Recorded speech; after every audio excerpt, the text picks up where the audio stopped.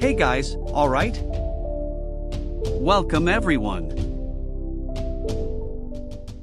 During the Cold War in Romania, a group of looters enters a forbidden area, where a guide indicates they must climb the Carpathian Mountains to reach their destination. After much effort, they find an abandoned church with a special corridor leading to the crypts.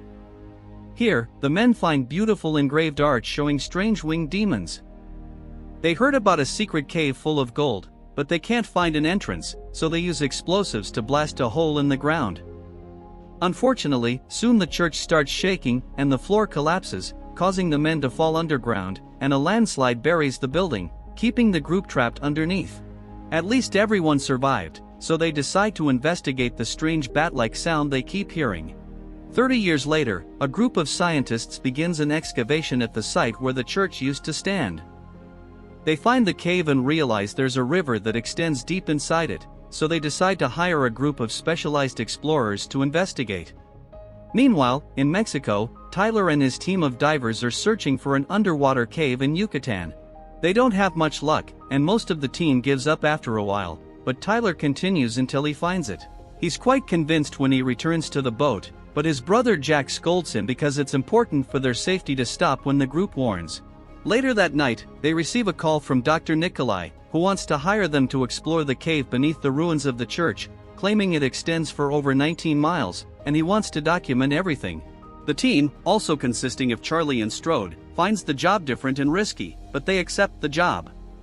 The next day, the team arrives at the excavation site, and as they prepare their equipment, Tyler notices Catherine, one of the scientists. He immediately goes to introduce himself with the intention of flirting, but misses the chance because the cameraman Alex is also there. At least Tyler can show off his diving gear, but his conversation is interrupted when Nikolai introduces Jack to Catherine, and the two immediately hit it off because of their shared interest in cave ecosystems. Jealous Tyler stays behind and he notices Alex taking pictures of something strange, which turns out to be remnants of human clothing they found in the cave. At night, the teams of scientists and explorers gather to review the information they have so far. There's a huge cavern about 300 feet below, which they've dubbed the Titan Room, with a pond that leads to an underwater corridor. They need to find a dry cave somewhere in the system where they can set up camp, and the scientists can collect samples. Because it's so large, they'll be down there for 12 days. Survival expert Top reminds everyone that someone has already died there, so they need to respect the cave and be careful. After the meeting, Nikolai tells Tyler and Catherine the story behind the cave. He tells that the church was built to seal the cave as a demonstration of God's protective power. From what he can understand from the broken art, the knights entered this cave to battle demons. The next morning, the team begins descending through the hole. The Titan Room is absolutely stunning, and the group immediately starts preparing their equipment for exploration. They decide that Briggs will be the first explorer, and he cheerfully jumps into the water, finding a bend ahead after a few minutes of diving. Using his communicator, he warns the others that he may lose connection soon and that he'll call them when he can set up the fiber optics from the other side. While the group waits, Tyler expresses how unhappy he is not to have been chosen because he thinks he's the best explorer on the team, but Jack maintains his decision as a way to punish Tyler for what he did in Mexico. As Briggs continues his exploration, Catherine approaches Tyler and gives him a spider in a tube as a consolation prize, and they bond over both wanting to be the first to discover something no one has ever seen before. The rest of the team starts wondering if they need to send someone after Briggs because he's taking too long, but at that moment Briggs calls and reports that he found the perfect place to set up camp 2.4 miles from the main cave, so he sends the scan he made of the route with the sonar. Suddenly, Briggs startles when something runs past him, and he catches it to show the team some kind of strange-looking mole. The animal grunts and runs away, but then Briggs goes very pale and says there's something else there. The connection begins to fail, and after a few seconds they lose contact with Briggs. The team blames signal issues and decides to send Tyler and sonar specialist Strode to fix the cables while the others explore the tunnel. They are amazed by everything they see around them, including the skeleton of some unknown giant animal. While most of the team stays to study, Jack and Top reach the base and find Briggs' equipment but not the man himself. They call out to him, and Briggs responds from a small opening in the cave wall, where he found old equipment that proves they are not the first humans to visit this place. Meanwhile, Tyler and Strode are working on the cables underwater when they hear a strange noise. Strode thinks he saw one of the moles and goes to investigate, finding a new cave and the mole brutally killed on the floor. At the same time Tyler discovers the cables seem to be chewed, Strode is suddenly attacked by a demonic beast. Tyler can hear his screams through the communicator and tries to search for him while the rest of the teams join Jack and Top. Strode fights against the creature's grip, and his respirator floats until it hits the cave walls, instantly bursting and causing a collapse that blocks the entrance. The shockwave from the explosion pushes Tyler to the surface, and he quickly tells the others what happened. Jack and Top go to investigate, only to find the entrance blocked and rocks still falling, so they need to swim back quickly. At the base, Jack informs the team that they are trapped, and no one will consider them missing until the 12 planned days pass. They need to find a way out, but Briggs is nervous about the idea because obviously something attacked Strode. However, Tyler says that Strode probably had a hallucination, and Top agrees that their priority should be to survive. Nikolai thinks the cave is too large to explore, and they would get lost, so the smartest thing would be to wait out these 12 days, but Jack doesn't believe any rescuer in the world would find them because the best ones are down there with them. Later, Jack and Top go to look for an exit while the others rest. Briggs is angry with Tyler for how he downplayed Strode's death and makes nasty insinuations about their breakup, so Tyler punches him. A fight ensues that Charlie needs to break up while reminding them to behave. Catherine uses her time to analyze samples she took from the dead mole and a salamander, and when she shows them to Nikolai, he confirms her suspicions: there is a strange parasite in the cave. Moments later, Jack and Top find an area with bubbling water and signs that more people have been there before. Then they crawl through a very narrow tunnel, only to find their way blocked by a pile of white scorpions. Jack lights a torch to see better and ends up being attacked by a strange beast that tries to carry him away, but Jack manages to cut the creature's claw to free himself. Noticing that Jack's back is badly injured, Top immediately takes him back to base to tend to his wounds. Catherine takes a look at the claw and theorizes that all the animals in the cave used to be the same as those on the surface, but after a long time living down there, they evolved and lost their vision in exchange for sharper smell and hearing. Nikolai thinks they have found a completely new ecosystem, and Alex points out that the claw resembles the demons in the church's art. The scientists also note that the claw has the same parasite inside it. Even with a dangerous creature outside, Nikolai thinks they should wait, but the team agrees they should move forward and find a way out before they get eaten. While exploring the cave, they find a pile of human bones with bite marks, confirming that the beast is a predator. Then they go through the narrow tunnel and reach a fork in the path, so Jack goes ahead to explore. This annoys Briggs because they could just use sonar, but when he checks the path Jack didn't take, the sonar indicates that something moved. Afraid of what might be inside, Briggs swallows his pride and agrees to follow Jack with the others. The group starts climbing up some walls, and Jack shocks Top by saying he can smell water. A moment later, Jack was right and found a river. He throws a flare to check for beasts, and Alex records the whole process. This leaves Jack strangely irritated, so he pushes Alex away and lets the camera fall into the water.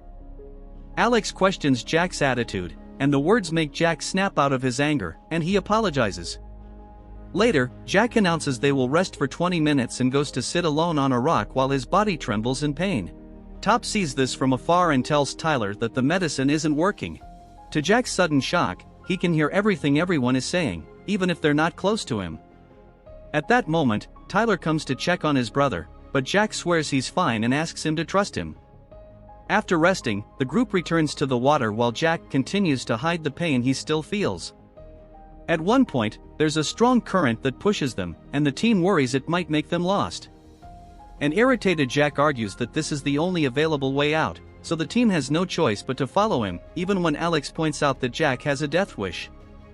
As the rapids carry the team away, Catherine gets stuck, and Tyler can't help her because the current is in the way. The water pushes Tyler away from the group while Nikolai clings to a rock because he severely hurt his leg when the current pushed him against the cave wall. Eventually, Tyler ends up falling off a waterfall, and Catherine soon follows him, explaining to Tyler that something grabbed her back there. Then Charlie catches up with them and informs them that there's something strange in the water. When Tyler checks, he discovers some strange eels with large teeth. He uses a flare to scare them off, and at that moment, they are contacted by the other 3 team members, who also light a torch to mark their location. While Tyler and the girls swim towards the others, they hear Nikolai fall from the waterfall too. Jack decides to go look for him, but at that moment, they hear Nikolai screaming because something is attacking him. Catherine wants to help him, but Top reminds the group to stay in a circle to protect themselves and wait patiently. Jack follows the blood trail and discovers a huge, horrifying creature carrying Nikolai away, so he follows them. When he resurfaces, he sees the creature carrying a dead Nikolai through a very narrow passage and notices letters tattooed on the creature's hand, meaning that this beast used to be human. Back with the group, Alex feels something moving in the water and starts kicking wildly, which seems to be enough to scare off whatever it was. Jack appears and tells them what happened, making Catherine blame him for Nikolai's death because he never wanted to leave camp. The group continues moving and hears strange sounds that they identify as echolocation, proving the theory that the creatures are nearly blind. Eventually, they find a strong current that seems to be the main flow of water, which should take them out, but they're not sure if it's safe considering the creatures. Jack decides they should start climbing the walls, and Charlie offers to go first, but Jack refuses, saying he and Tyler will handle it. While they prepare the equipment, Catherine tells Tyler that Jack is too sick to lead, which Jack overhears. Charlie takes advantage of their distraction to start climbing first, moving quickly to reach a ledge within minutes. At the top, Charlie feels a draft, and the others prepare to follow her. However, when Charlie looks deeper, she finds a giant bat-like creature growling at her. Charlie immediately retreats and slips off the ledge, causing her to fall and lose consciousness for a few seconds. Fortunately, the rope holds her, and when she wakes up, she finds out the beast is coming after her. The team starts working to lower her, but they won't be fast enough, so Charlie starts swinging her rope while using her flamethrower to keep the beast away. When she gains enough momentum, Charlie cuts the rope and jumps to the adjacent wall, thinking she's finally safe. Unfortunately, the creature can fly and immediately jumps on her to start attacking her, so Charlie tries to defend herself and uses her flamethrower to set the beast on fire. The creature falls dead, but unfortunately, Charlie dies too. After the team retrieves Charlie's body, they realize that Jack looks very different, his pupils are slanted, and his skin is pale. Catherine finally realizes that the parasite entered Jack's body through his wounds, and he's changing like the other animals and people who have been here before. Tyler tries to defend his brother and his decisions, but Catherine, Alex, and Briggs decide not to listen to him anymore and take the main water stream they saw before. Then Jack, Tyler, and Top climb the wall since the corridor is safe now that Charlie killed the creature. Soon they reach a steep, frozen cliff, and Jack decides they need to descend. Tyler slips and barely manages to land on a ledge, but his respirator falls and hits Top, making him slide and hurt his leg. The respirator slides too and punches a hole in an ice wall, revealing another cavern. The trio investigates the area and finds many skeletons in medieval armor, confirming Nikolai's story. Further in, Jack finds daylight under the bubbling water, meaning it's their way out. Suddenly, Jack starts feeling sick again, but he ignores it and tells his friends to go while he looks for the others. Tyler refuses to accept this plan because Jack is clearly sick, which leaves Jack so angry that he almost starts a fight. Top immediately stops him and convinces him that Tyler should be the one to look for the others. Meanwhile, Catherine and the others are preparing to swim, but Briggs hears a creature approaching. He tells his friends to run while he lights a torch, but the beast isn't scared and still attacks him. At the same time, Jack and Top are found by a creature too. They get out of the way before getting hurt, but when the creature flies by, it takes one of their respirators. Back with Tyler, he swims quickly while ignoring the eels. When he resurfaces, he finds his team's equipment covered in blood. Then he hears screams and follows them to find Briggs being taken by the creature. Tyler crawls through the crevice to try to save him, but it's too late, the monster impaled Briggs on the stalactites. Before dying, Briggs tells Tyler that Catherine is deeper in the tunnel and gives him his axe. At that moment, the monster appears, and Tyler starts running through the tunnel, only to find another creature on the other side.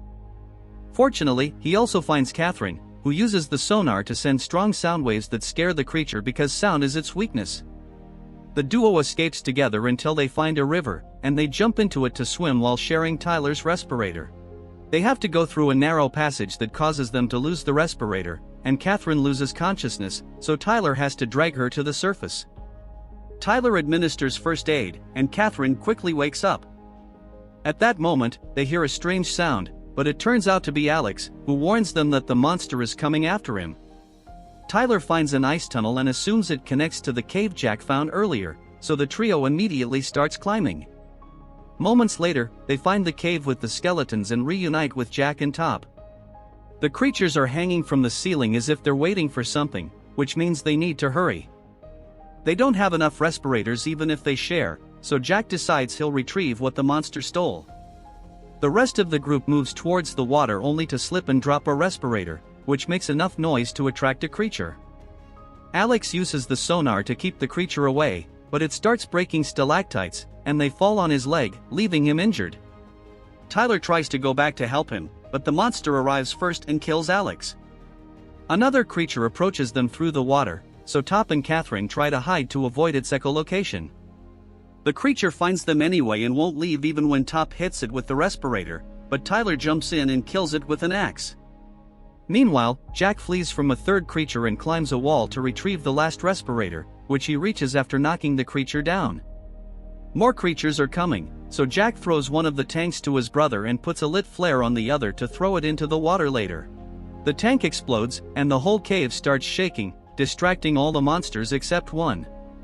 This creature flies towards Jack, who jumps on it and takes it into the water as a sacrifice to help his friends. Before the cave finishes collapsing, Tyler, Catherine, and Top swim towards the light and finally safely reach the outside. A few days later, in the city, Tyler says goodbye to Top before meeting Catherine at a cafe. He wonders if Jack could have survived out there considering his mutation, but Catherine isn't sure anymore. As she kisses Tyler on the cheek, she explains that she believes the parasite wanted to get out, and Tyler realizes that his pupils are changing like Jack's. Then Catherine leaves, and a terrified Tyler tries to chase after her to stop the parasite from taking over humanity, but he loses her in the crowd.